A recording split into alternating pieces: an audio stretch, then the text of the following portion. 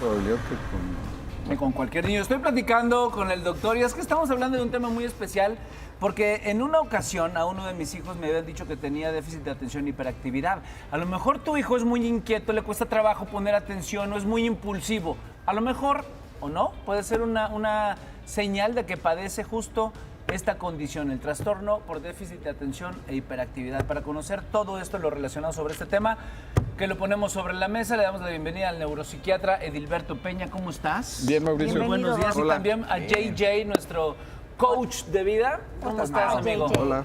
¿Qué onda con el déficit de atención e hiperactividad? Mira, temazo. Esta semana estuvo mucho en redes, en específico, porque autoridades del Instituto del Hospital Psiquiátrico Infantil declararon de que el 65% de los niños que envían las maestras de la escuela diciendo que tienen déficit de atención no tienen en realidad déficit de atención. bárbaro. Y eso abrió el debate en las redes muy interesante para poder hablar de todos los trastornos que pueden tener en aprendizaje y en conducta los niños, pero que no son déficit de atención y que tienen diferentes tipos de tratamiento. Por eso es muy importante definir muy bien qué sí es el déficit de atención para ver qué sí se debe de tratar. ¿Qué es? ¿Cómo, y cómo lo puedo identificar? Mira, el déficit de atención, hay dos cosas muy importantes que puedes tener. El problema en poder centrar el foco de atención, si nos ponemos en este momento, hay mucha gente en el foro, están las luces, puedo escuchar algo de música, tengo 7, 8 estímulos, pero debo de centrarme en uno.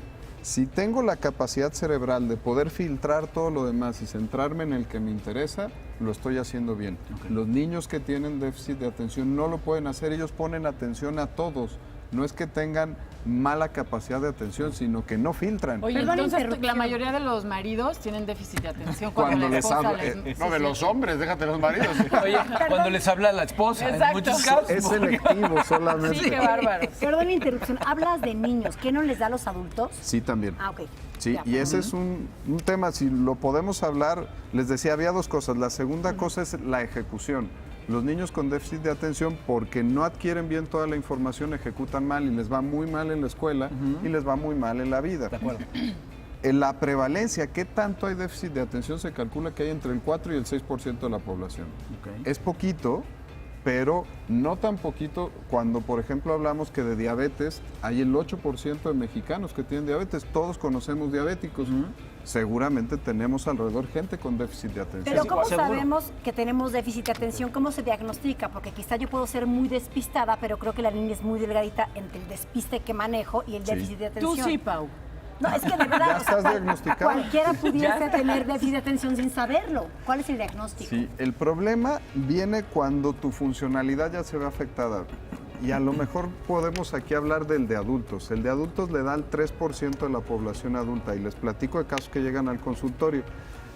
Tengo pacientes que son subdirectores de empresas, pero que cuando van al súper la esposa les pone una cadenita para que lleven encadenado al niño, porque se les olvida el niño. Pero ya ese en grado. el súper.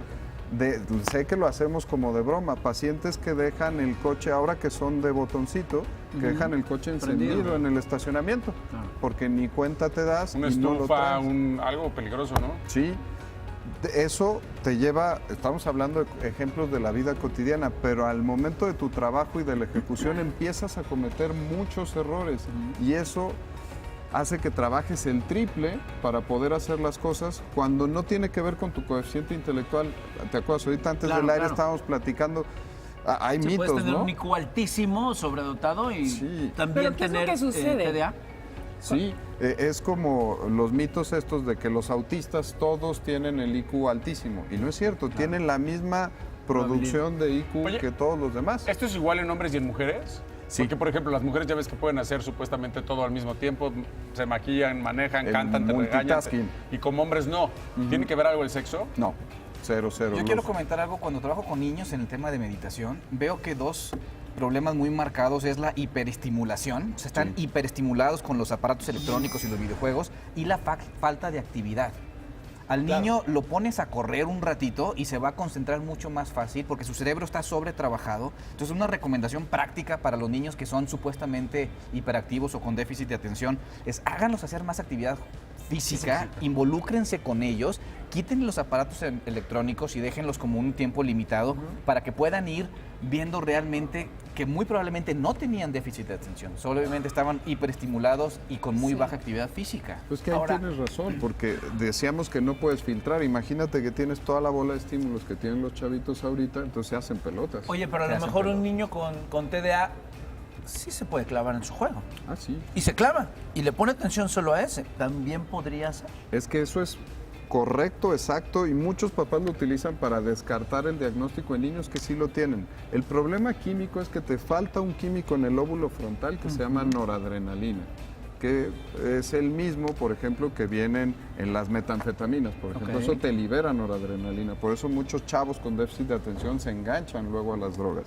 Pero este químico lo liberas también cuando haces actividades placenteras. Entonces los chavos, cuando les das una tableta y tiene el juego que le encanta, se clavan. Qué increíble. Y dices, es que no tiene déficit de atención, es mañoso. Cuando tiene la tableta, Y Está no pasa segregando esa noradrenalina. felicidad. No pasa desde bebés, porque tú a un bebé lo pones a ver las caricaturas y yo me acuerdo que les haces así y el niño está así, Están ¿no? clavados. Y los están cambiando y estás clavado. Sí, sí pasa que ellos tienen mayor secreción de dopamina y noradrenalina y entonces se pueden clavar en las cosas placenteras, pero el diagnóstico se puede hacer alrededor de los 5 años. Y venía el tema con los adultos, la prevalencia en adultos es del 3%.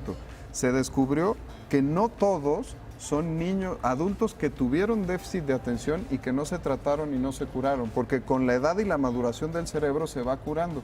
Del 100% de chamacos con déficit de atención, a la edad adulta solo llega el 30%, pero el otro 70% de los adultos con déficit de atención, y ese es un gran tema de investigación, algo pasa en el cerebro después de los 20 años y ahí desarrollan déficit de atención. Entonces todavía estamos investigando qué le pasa a adultos, a la gran masa de adultos, el 70% de los ¿Y cómo que tienen contrarrestarlo, Doc? Exacto. tenemos que ser ahí muy claritos. El primer tema es hacer bien el diagnóstico, porque de los problemas de aprendizaje y de conducta, el déficit de atención es uno más de todos los que tenemos, no es el rey de los problemas. Pero ¿cómo se hace el diagnóstico? ¿Es un El examen? diagnóstico. Se hacen ciertos examencitos, ya incluso en este momento hay pruebas genéticas que te pueden raspar celulitas del cachete y se cruzan los cromosomas que te dan una probabilidad de arriba del 80% de decirte si lo tienes o no. Hay pruebas de computadora que ya podemos tener los especialistas, donde después de 20 minutos con estímulos auditivos y visuales se puede determinar con 90% de certeza si tienes déficit de atención. Ya el diagnóstico es muy simple, ya se puede hacer muy facilito. Imagínate que alguien ya salió que sí tiene déficit de atención. ¿Se cura? ¿Cómo se trata? ¿Qué hacemos con esto? El tratamiento empieza por lo no farmacológico, como lo estábamos platicando ahorita. La actividad física es importante. Meditación. La meditación, como decíamos de hombres y mujeres, que te centren en hacer una sola cosa a la vez, que no se te fomente el multitasking, eso es un punto importante. Que todo lleve prioridades y todo lleve rutinas. Si dejas a los niños desorganizados sin rutinas, entonces todo es a la espontaneidad, al gusto y a lo que me segrega noradrenalina, y voy a hacer solo lo placentero y no voy a hacer tender mi cama, doblar mi ropa, hacer todas las cosas demás que tengo que hacer. Y cuando ya me está afectando demasiado, existen los tratamientos farmacológicos donde hay más de 6, 7, 8 opciones en el mercado que se pueden utilizar. Hace muchos años solo se hablaba de un medicamento que era el Ritalin famoso, que se hablaba muchísimo. Que era un espanto, ¿no? Yo, bueno, no sé, está satanizado quizá. Se satanizó mucho. Incluso hubo una serie de reportajes acerca de eventos suicidas asociados al tratamiento. Ay, qué fuerte.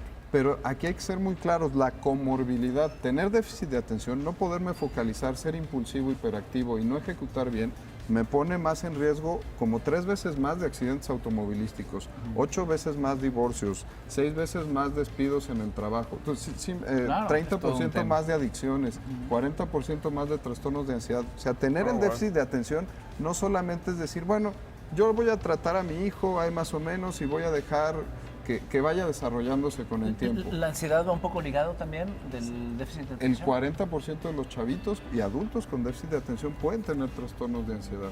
Entonces el tratamiento termina por ser, no solo el farmacológico, no quiero que nos centremos solo en lo farmacológico, pero todo lo que se hace alrededor del déficit de atención es para mejorarle la calidad de vida a esa familia y a ese chavito en un futuro, porque como decíamos hace rato, puede ser alguien que tenga un coeficiente intelectual valioso y capacidades muy buenas, Claro. pero el déficit de atención no está dejando que las pueda Desarrollo. explotar Claro. como las podría explotar. Prácticas de atención plena, neurofeedback, meditación, alimentación consciente, nutrición ¿Con también ayuda quién muchísimo. vamos si sentimos que nuestro hijo puede ser? ¿A quién recurrimos? ¿A qué doctor buscamos?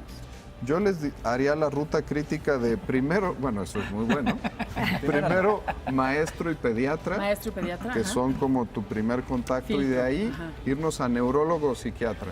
Hay subespecialidades en neurología y en psiquiatría que hacen especialidad de niños, y de ahí nosotros ya utilizamos las herramientas de los neuropsicólogos de niños para poder hacer los diagnósticos con las pruebas.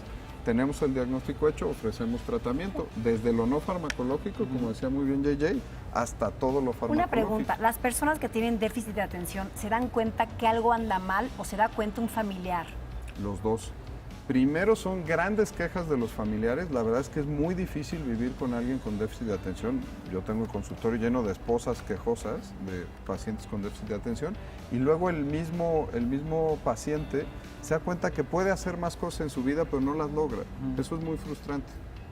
Qué doloroso, Sí, qué ¿Qué doloroso. tema? Un especialista. sí. Punto. Sí, No, lo- pues esto es una enfermedad y hay especialistas. Exacto. Sí, Buenísimo. no es una maña, es una enfermedad. Gracias. Sí. Muchas, Gracias, muchas Doc. gracias. Gracias. Atentos A la en orden. casa. Si tienen algún caso parecido, acérquense a un especialista. Creo que les va a hacer la vida mucho, pero mucho más sencilla. Seguimos con más 10:34 en la mañana, de aquí a las 12 del mediodía. Sale el sol, lunes a viernes de 8 a 12 del día. Participa en Imagen Televisión.